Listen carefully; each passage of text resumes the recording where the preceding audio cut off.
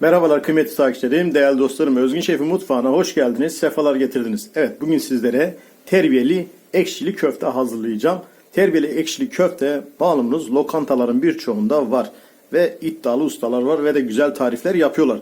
Tabii ki bu tarifi ben de sizlerle neden paylaşmayayım dedim. Bu tarifi sizler de evinizde en güzel şekilde yapacağınıza inanıyorum. Şimdi öncelikle bunun için gerekli olan malzemeleri sizlere sayalım. Şöyle görmüş olduğunuz gibi 500 gram yağsız dana kıyma var. 1 baş kuru soğan, 3 adet havuç, 1 kase çorba kasesi yoğurt, 1 çay bardağı pirinç, 1 adet yumurta, 2 çorba kaşığı un, 2 çorba kaşığı sıvı ayçiçek yağı, 1 çorba kaşığı kuru nane, yarım çorba kaşığı tuz, 1 tatlı kaşığı karabiber ve 1 kilogram patates. Malzemelerimiz bunlar. Zaten alt yazıda da veya da açıklama kısmında da malzemeleri sizlerle paylaşacağım. Şimdi hazırlamaya yavaş yavaş geçeyim. Evet kıymetli takipçilerim, öncelikle kıymamı hazırlamayla başlıyorum. Kıymamı geniş bir kabın içerisine koyuyorum. Ardından soğanımı rendeleyeceğim. Evet, şimdi bir baş kuru soğanımı rendeliyorum.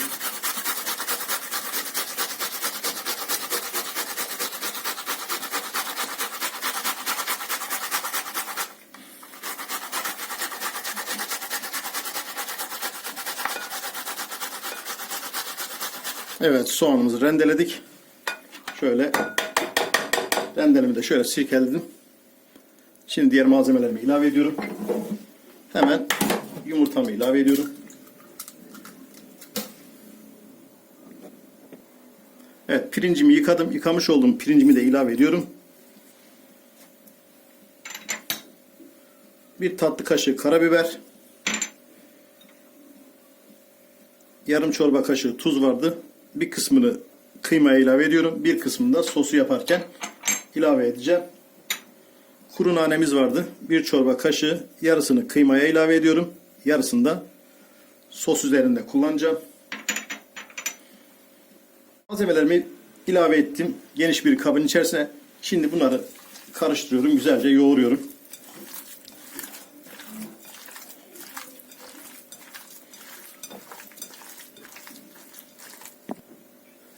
Evet, kıymamı yoğurdum. Şimdi kıymamı yaklaşık bir 20 dakika dinlendireceğim. Soğuk dolapta. Ardından yuvarlamaya başlayacağım. Bu arada patates ve havuçlarımı doğramaya geçiyorum. Evet, patates ve havuçlarımızı da küp küp doğruyoruz.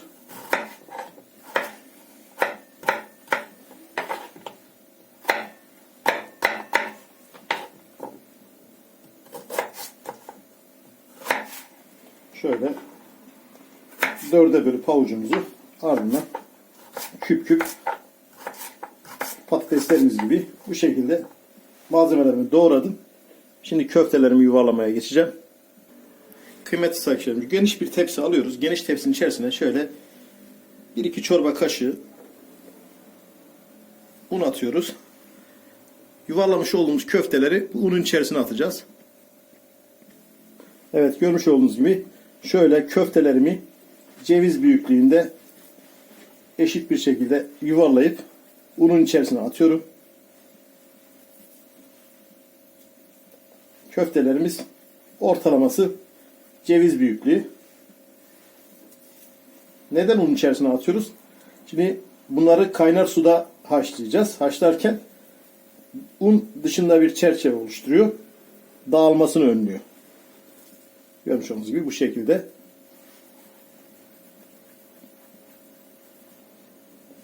Şöyle sallıyorsunuz. Tamamen dışı görmüş olduğunuz gibi bu şekilde, hemen göstereyim, tamamıyla un kaplıyor. Bunları daha sonra kaynar suyun içerisine atacağız. Evet, hazırlamış olduğum köfteleri şöyle unun içerisinde sallıyorum. Çünkü un tamamen bütün her yerini kaplasın diye bu şekilde sürekli sallayın. Bütün her yeri eşit şekilde una bulanıncaya kadar. Şunu unutmayın, köftenizi yoğurduktan sonra kesinlikle ve kesinlikle 20 dakika dinlendirmeniz lazım. Bu şekilde de bir tepsinin içerisine 2-3 çorba kaşığı un koyup köftelerinizi yaklaşık bir 5-6 dakika bu şekilde sallayın sürekli. Köfteler tamamen una bulansın. Evet, bu işlemimiz de tamam. Şimdi terbiyemizi hazırlamaya geçelim. Ardından diğer işlemleri yapmaya devam edelim. Evet, terbiye yapmak için öncelikle bir kase yoğurt, 2 çorba kaşığı un, çırpma teli yardımıyla güzelce karıştırıyorum.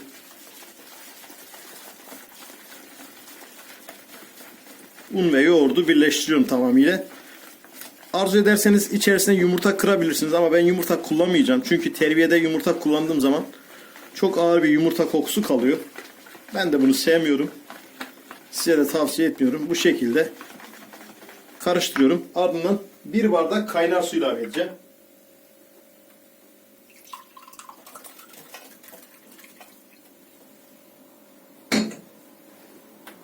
Şöyle 1 su bardağı sıcak su. Soğuk olmayacak kesinlikle.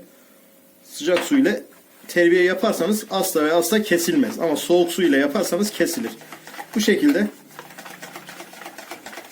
güzelce karıştırıyorsunuz.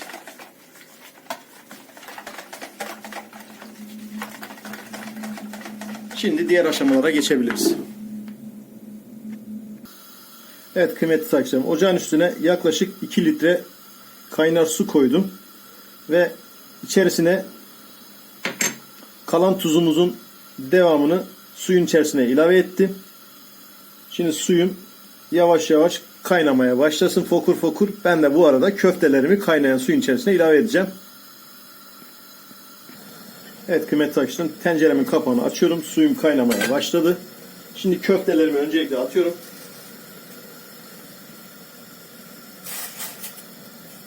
Görmüş olduğunuz gibi köftelerimizi atıyoruz.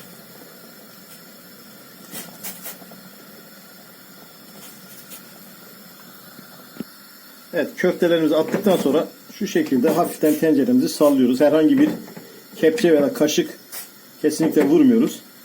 Şu şekilde fokur fokur kaynamasını bekleyeceğiz. Evet, şimdi kapağını kapatıyorum. Kaynamasını bekleyeceğim.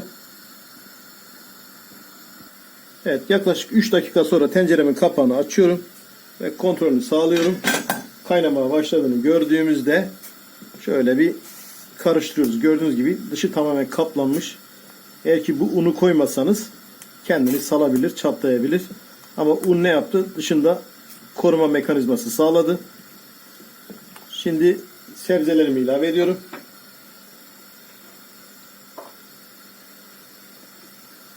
Doğramış olduğum patates ve havucumu ilave ettikten sonra tekrardan karıştırıyorum.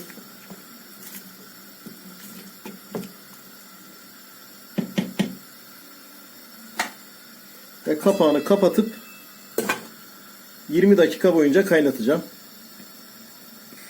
Evet, tenceremin kapağını açıyorum. Ara ara kontrol etmekte yarar var. Çünkü her an taşabilir. Taşmaması için karıştırıyorum. Ara ara sürekli karıştırın. Bu şekilde fokur fokur kaynamaya başlayınca da altını kısın. Evet, kısa bir aradan sonra tekrardan kontrol ediyorum. Görmüş olduğunuz gibi kaynamaya başladı. Son bir kez daha karıştırıyorum. Ve ocağımın altını kısıyorum. Kapağını kapatıp 20 dakika boyunca kaynamasını bekleyeceğim. Ardından kaynadıktan sonra terbiyesini vereceğim. Evet kıymetli takipçilerim, 15 dakika aradan sonra şöyle bir kontrol sağlıyorum. Köftelerimizin dışında görmüş olduğunuz gibi pirinçler yavaş yavaş patlamaya başladı. Pirinçler patlamaya başladıktan sonra bir 10 dakika daha kaynatabilirsiniz. Ben 20 dakika dedim ama sizler arzu ederseniz biraz daha fazla pişirebilirsiniz. Tabii ki sizin tercihinize göre. İdeal olanı 20 dakika. Ben bir 10 dakika daha kaynatacağım. Biraz daha yumuşak seviyorum ben. Yani şu andan itibaren görmüş olduğunuz gibi yavaş yavaş pirinçler köftelerden patlamaya başladı. Yani bu patlamaları görmeniz gerekiyor. Patlamadan kesinlikle terbiye vermeyin. Evet, 25 dakika sonra hazırlamış olduğum terbiyemi de yavaş yavaş veriyorum. Şöyle hem karıştırıyorum hem de terbiyemi veriyorum.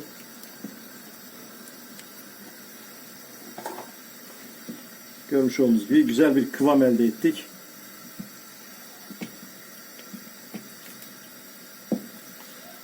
Evet, tekrardan fokur fokur kaynamasını bekleyeceğiz. Kaynadıktan sonra nanemizi dağlayıp üzerinde gezdireceğiz. Servisimizi hazırlayacağız. Evet, terbiyemi hazırlamış olduğum kabımı şöyle çok az bir şey, yarım su bardağı kadar kaynar su ilave edip çalkaladım. Onu da üzerine ilave ediyorum, israf olmasın.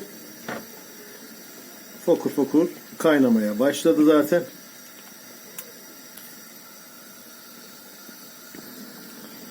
Evet, yavaş yavaş kaynamaya başladı.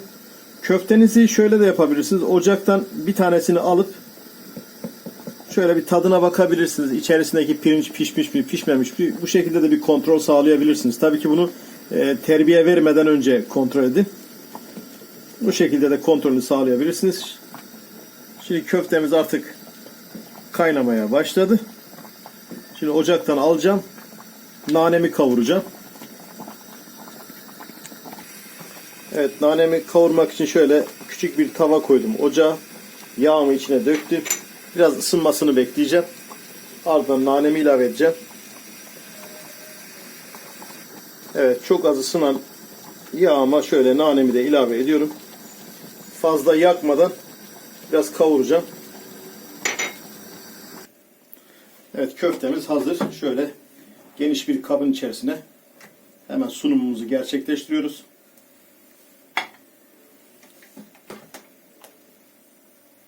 Terbiyemizin kıvamını görüyorsunuz. Gayet güzel. Çok sulu değil. Çok katı değil. Videom biraz uzun oldu ama uzun olması tabii ki burada sizin açınızdan faydalı. Çok kısa video çekip de keyifsiz bir tarif olmasını istemiyorum. Hızlandırmadan doğal haliyle sizlerle paylaşmak istedim. Şimdi nanemi de kavurdum. Onu da üzerine ilave edeceğim. Evet, son olarak da kavurmuş olduğum nanemi üzerine gezdiriyorum. Nanemizi çok yakmıyoruz. Çünkü öyle nane kavururken yeşil rengi kalması gerekiyor. Evet, tarifimiz hazır. Umarım tarifimizi beğenmişsinizdir. Kanalımıza abone olmayı ve sevdiklerinizle paylaşmayı unutmayın. Hepinize sağlıklı, huzurlu günler diliyorum. İyi ki varsınız.